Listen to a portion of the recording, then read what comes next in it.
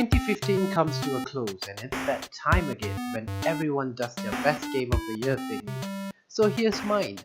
Mind you, these are the games that I liked the most this year, games that I have actually played. So there's a few big games that aren't on this list simply because I haven't played them. So without further ado, here's the 5 best games of 2015. Fallout 4 isn't the best RPG ever made. Let's get that straight. The RPG mechanics, dialogue system and leveling has been streamlined, or put it in normal non-developer lingo, it's been simplified. But it doesn't change the fact that Fallout 4 is a remarkable world to explore and discover cool new side stories. There's quests to find, cities to explore, mayors to kill, if you want.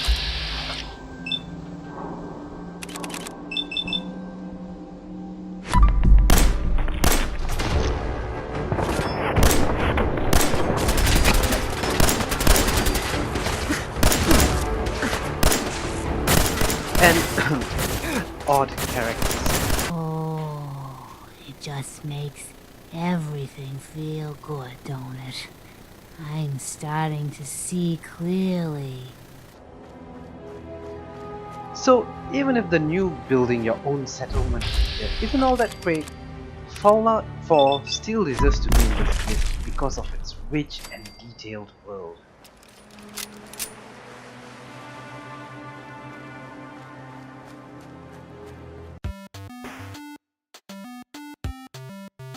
I'm very grateful for City Skylines. One of the best things it did for me, it made me forget about that awful SimCity game that came out in 2013.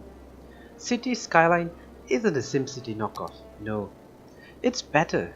It did what the last SimCity game didn't do, which it should have. Expand on a classic formula, give gamers bigger cities and allow everything in the game to be modded. Cities Skylines had heart and lots of nice details in planning and managing the transportation network of your city, which made sense since the developer's previous game was a transportation management game.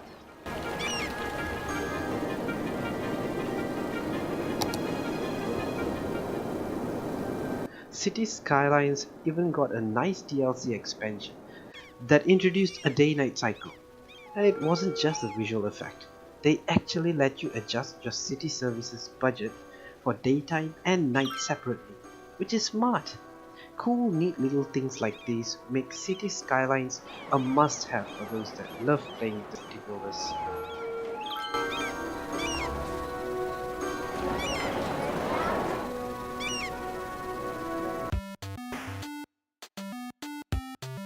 Bloodborne was a game I thought I would never like.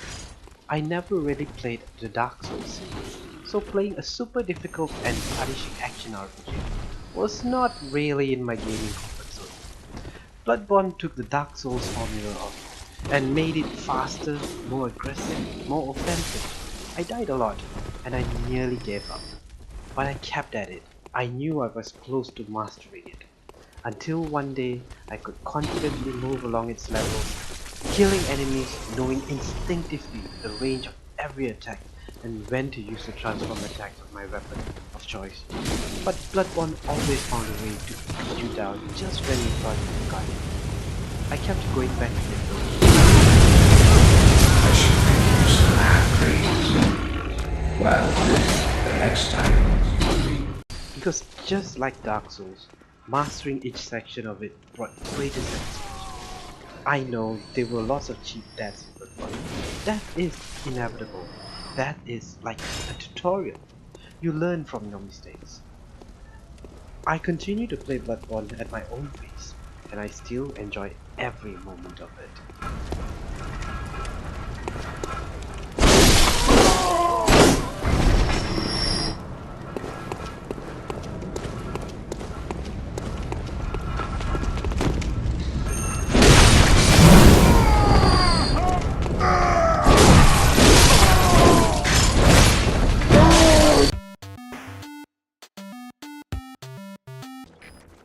I love stealth games, and Metal Gear Solid 5 Phantom Pain is quite possibly the best modern open world stealth game out there. It's the best of the MGS series, gameplay wise. Think about it. You have one gigantic map, actually two gigantic maps, with day and night cycles, with enemy bases all around the map. It's the best Far Cry game that's not Far Cry. You find higher ground, scout out the area, plan your move and execute.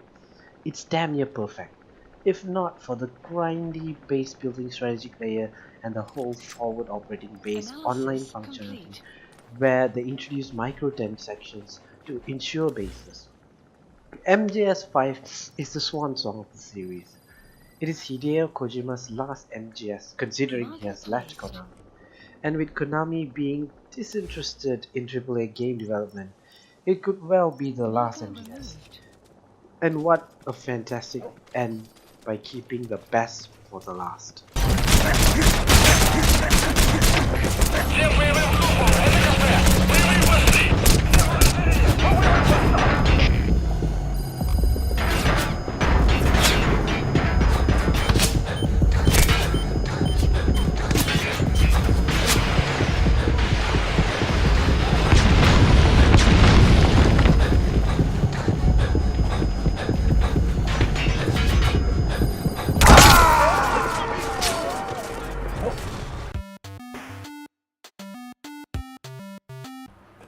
The Witcher 3 Wild Hunt is a damn fine game. It's not only my game of the year, but also one of my all-time favorites. If Fallout 4 lets you explore the hostile wasteland, Witcher 3's gigantic world showed us a harsh, fantastical world heavily inspired by Eastern European lore. There's nothing quite like The Witcher 3's fantasy setting, and the quests, they're exceptionally well written and very memorable. Thank ye. A fine offering, well worth a foretelling.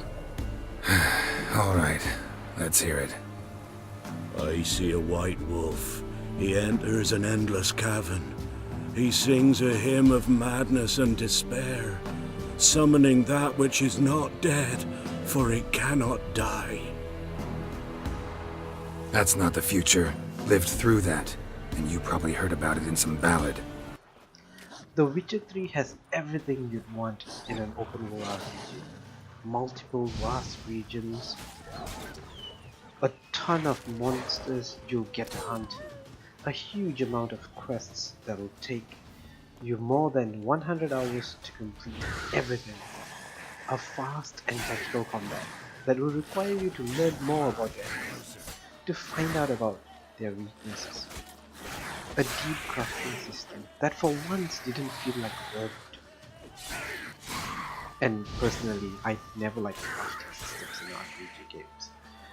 The Witcher 3 is an achievement for CD Projekt Red. They've managed to outdo themselves yet again. With The Witcher 3, they've truly set their mark as one of the best RPG studios in existence. I can't wait to see what they are working on next. Bad idea. So those are my top 5 games of the year. So share with us what you think were your favorite games, what you think should be in the top 5 games, and what you think I shouldn't have missed out this year actually. In the comments below. 2015 has been a pretty good year for video games, I must say. There's been a ton of quality games as well as lots of buggy ones as well. But overall really good games that took hours to complete. So thanks for watching, share this video, like it, tell us what you think about it, and I'll see you guys in the next video.